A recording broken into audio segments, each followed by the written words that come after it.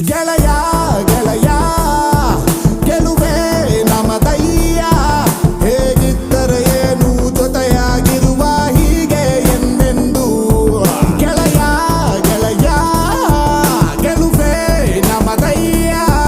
ಹೇಗಿದ್ದರೆ ಏನು ಜೊತೆಯಾಗಿರುವ ಹೀಗೆ ಎಂದೆಂದು